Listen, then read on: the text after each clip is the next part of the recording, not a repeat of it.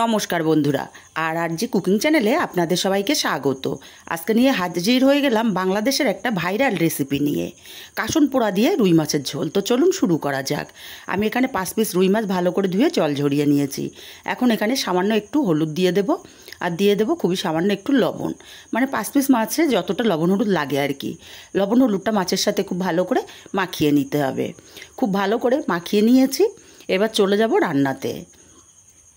গ্যাসে একটা কড়াই বসিয়ে গরম করে এখানে 2 চামচ তেল দিয়ে দিলাম। তেলটা গরম করে সামান্য একটু লবণ দিয়ে দিলাম। লবণ দেওয়ার কারণে মাছগুলো কড়ার গায়ে আটকে যাবে না।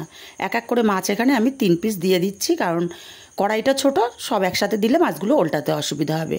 এপিট ওপিট করে মাছগুলো হালকা কালার করে ভেজে নিতে হবে। বন্ধুরা, এই তপ্ত গরমে এইরকম একটা মাছের রেসিপি থাকলে কিন্তু আর কিচ্ছু লাগে না, এতটাই টেস্টি হয়। একদম বিনা মশলাতে যে এত সুস্বাদু একটা খাবার হয়, বাড়িতে না বানালে আপনারা বুঝতে পারবেন না। মাছগুলো এপিট ওপিট উল্টে ভেজে তুলে নিয়েছি।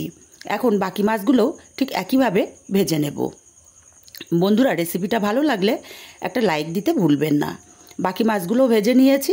এবার এই তেলের মধ্যে ফোড়নে দেব সামান্য একটু কালো জিরে আর 2টো চেরা কাঁচা লঙ্কা। ফোড়নটাকে কয়েক সেকেন্ড নেড়ে নেব। সুন্দর একটা ফোড়ন থেকে ভাজা গন্ধ বেরিয়ে গেছে। এখানে দিয়ে দেব 1/2 চামচ হলুদ আর স্বাদ মতো লবণ।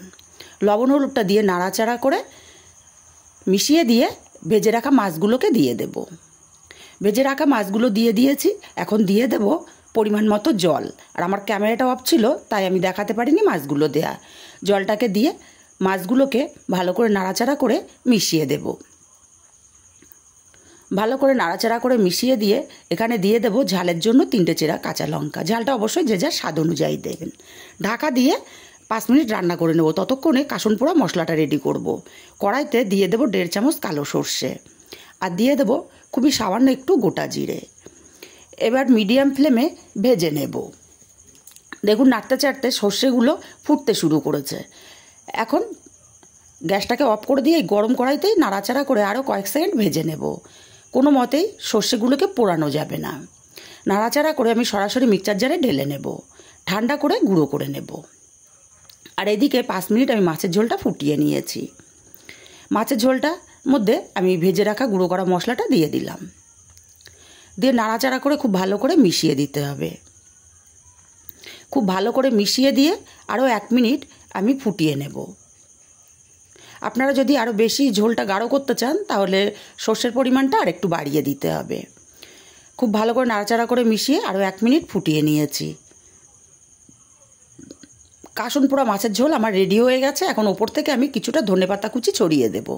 আপনারা চাইলে কিন্তু অবশ্যই এখানে গন্ধরাজ লেবুর পাতাও ছিঁড়ে দিতে পারেন, তাতে করে টেস্টটা দ্বিগুণ বেড়ে যাবে।